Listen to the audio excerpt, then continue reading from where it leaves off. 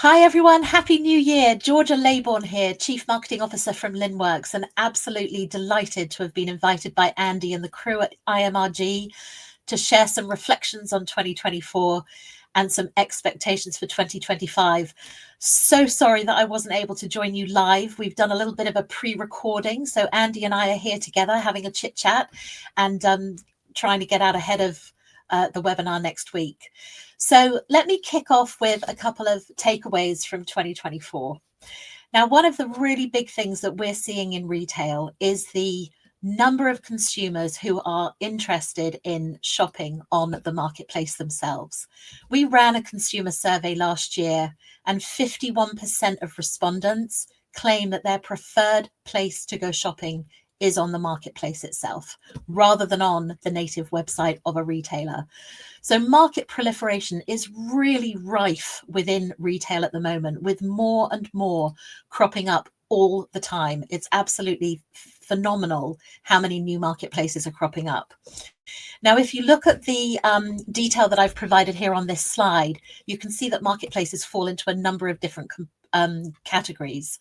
And every time a retailer adds one of these marketplaces to their channels, they're adding complexity into their operations. And if they don't have a manual interface, they're really going to struggle to scale their business and adopt further marketplaces. The second area that I really feel took over during 2024 is AI. It's impacting both the front end and the back end of operations. And what's really important here is getting the balance right of man and machine in retaining the appropriate personalization whilst searching for the mecca in efficiency. But AI, as we now move into predictions for 2025, AI is not going to go away.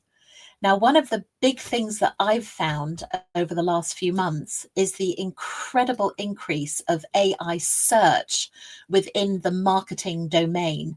So whether you're a retailer trying to attract new consumers, or whether you're a B2B marketeer like myself trying to attract new businesses to come and buy my software, AI search has really taken off, and it's changing the face of advertising online. A key component of success in this discipline is short form video, and especially user generated content. People will consume video prolifically for speed and convenience, and this trend transcends generational nuances.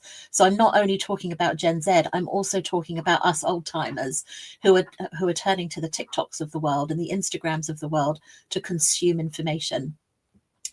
The other thing that's not going to go away, and that is going to continue to be a challenge this year, especially as retailers embrace AI search, especially as they embrace those marketplaces, is the complexity of online selling. And that is going to start to compromise those retailers and those sellers who haven't embraced technology to facilitate connectivity and operational automation. It's this kind of thing that really needs to be adopted to help organizations transcend those manual processes, put some scalability and efficiency in place to enable them to embrace all of those marketplaces.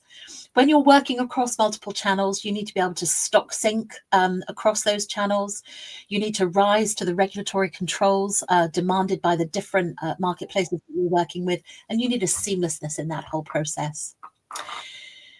So predictions, AI search, complexity, and then my final prediction is around the rise of things like TikTok and Shein and Temu, and even Amazon acknowledging this new type of marketplace with the launch of Haul. Diversifying one's presence to also include some of these faster track marketplaces is going to be really critical.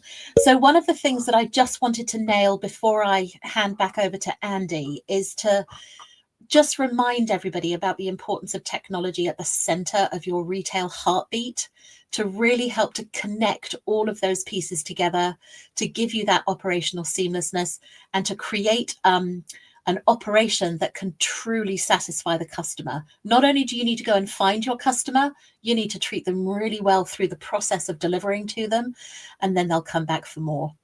So Andy, I'm going to pass back to you. That was my little snippet for you.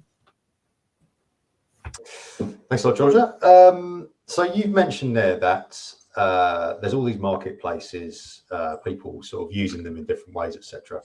I just wonder, in your experience, how you've seen retailers sort of get the most out of it to maximise what they get out of selling through them. Oh, there's so many different ways to maximise the potential. I think the most successful retailers are those who are willing to do a bit of trial and error.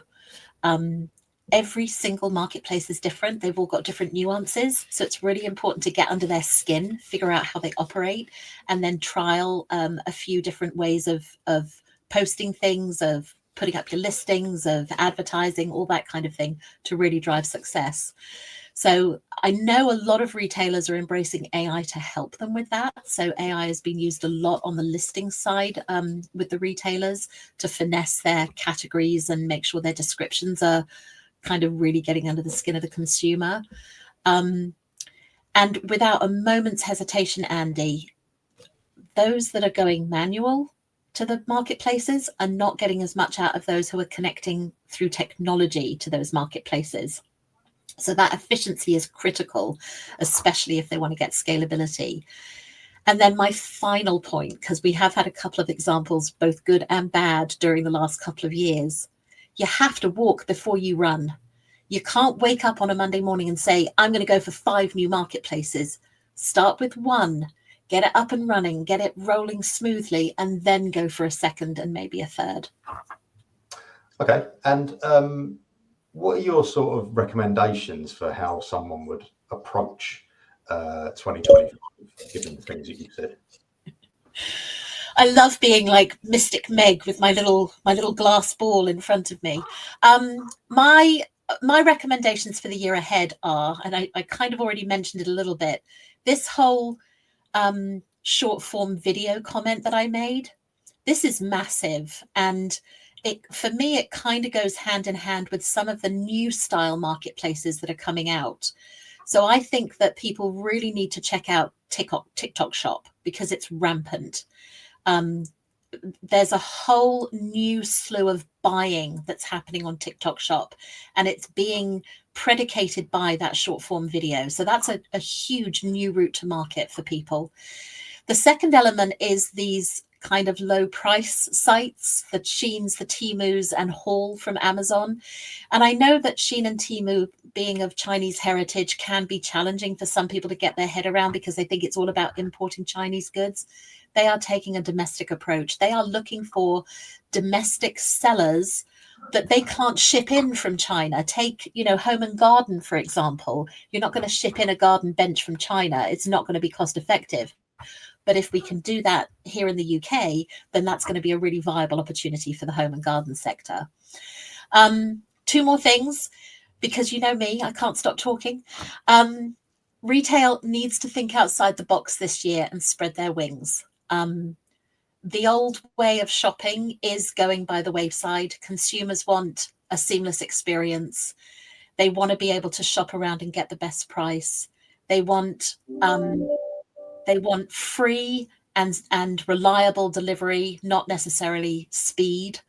They're very demanding and we've got to listen. So think outside the box and spread your wings. And finally, get comfortable with AI because it's not going away. Yep. Okay. That's either advice or a threat. Georgia, thanks very much for that. You're very welcome. It's been a pleasure as always. And thank you so much for the invitation. I really appreciate it. Good luck, everyone. Happy selling.